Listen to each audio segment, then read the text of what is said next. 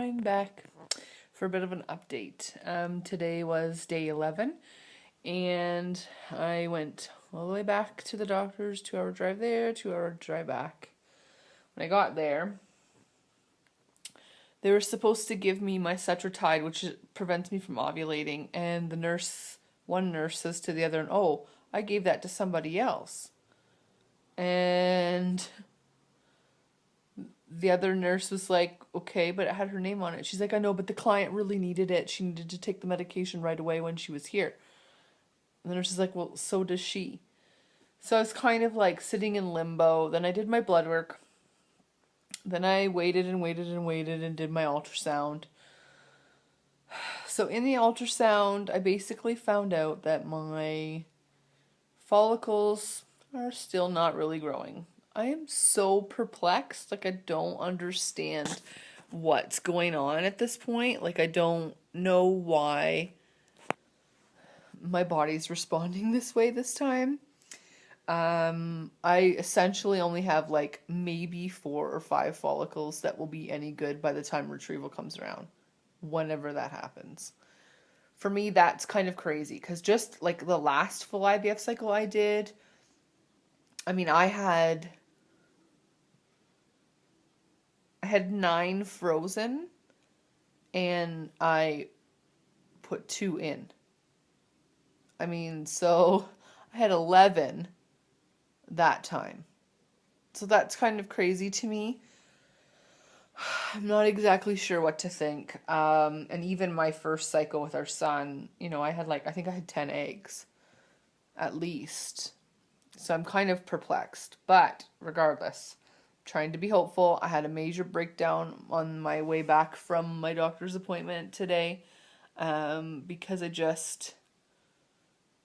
just having a hard time accepting it all, and understanding, basically what's going on with me. I'm just gonna show, if I can, in the mirror here. I am bloated. Like, you can see, like, I am so bloated. Like, you can see my boobs, my big belly. I mean, I've lost a lot of weight, and I don't have a belly that's that big anymore, so it's a little bit crazy for me to feel this big and this bloated and not to be responding the way I was supposed to. I mean, I have a ton of follicles, but a lot of them are still at like 9 millimeters when they're supposed to be at 18. So I'm really hoping he doesn't keep making me stim. I mean, first off, I can't afford to go back and forth from there every day. My body can't take 4 hours in a car every day just to find out then I have to go back the following day. Like, I'm getting to the point where it's like I'm uber frustrated. And I don't know. I don't know. I'm having a really hard time. Like I said, I really broke down and cried today, actually, on our way home. Because I'm just at the breaking point with all these meds. They're just making me go a little stir crazy.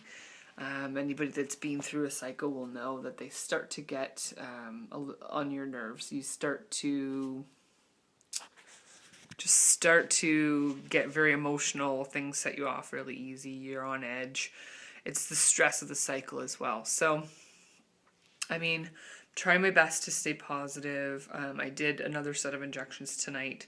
I'll go back in the morning, take another Cetrotide while I'm there, and then see what the doctor says. I'm hoping he's in the office tomorrow so that I can talk to him directly, because although I really like the nurses and I have no complaints really whatsoever about them in general, I just want a little bit more information, which I haven't really asked to the nurses yet, and I'm not sure why.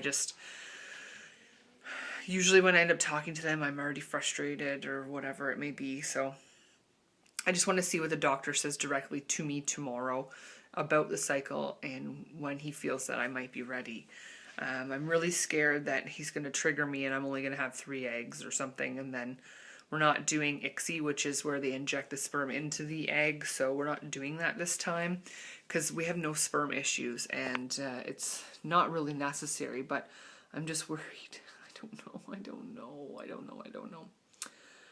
It's been very, very hard today. I've been trying to stay encouraged. I'm struggling a little bit because my family isn't around here. Like, my mom doesn't live close to me. And although I seen her on Sunday for my, or not Sunday, Sunday? Yeah, Sunday for my last appointment. It's just like she can't just pop over and help me out. And I know she wishes she could. And I don't really have a lot of that support where I live because none of my family is here. I do have some friends, but some of them have their own stuff going on. And I just, you know, I have a hard time reaching out to them. And some of my other friends, I really wouldn't even ask because I just don't know. I just wouldn't. And maybe that's my own problem, but I just don't find that they're as reliable or as, you know, able to jump and like help somebody out in a pinch, or when they could really use some help. I am finding too that I'm like short of breath, and I don't know if that's because, like, I mean, like I said, my stomach it's pretty hard, and it's pretty, I don't know, just bloated. So I'm hoping that, again, tomorrow we'll have better news and we can kind of go from there and figure out when my retrieval will be. Sorry, I'm just focusing it here. It's a little bright. And I guess I'll update you more at that point. And, you know, I'm still hopeful that, I mean, we can get pregnant with 2 embryos. With, like I said, with our son, we did retrieve 10. 8 fertilized. 2 they transferred, and none of them made it to freezing. And obviously we got pregnant with the 2 that they transferred. So, I mean, I'm happy with that. So I guess we'll just see where we go from here. I don't really have a lot of answers, and I feel like I'm kind of talking in circles, but it's just because my brain is so overwhelmed right at the moment. But it is what it is, and I just have to keep staying positive and knowing that it can work, and it does work, because obviously we have our son through IVF, and he's our little buddy, and we just love him so much, and he's a little, he's not even a little boy now, he's just a boy, and he's growing so fast, and, you know, I know that he would be an excellent big brother, so just pray for us, and pray for our safe journeys back and forth to our doctors, and pray that my follicles take off and that I'm able to have a good retrieval and that we stay healthy and safe. And if you have any questions, again, don't hesitate to ask me. I'm definitely open to answering them. And even if people see this video a long time from now and you want to ask me a question, just do it, because I will answer you. I'm pretty good about that. So, all right, well, I will let you know when I know. Bye for now.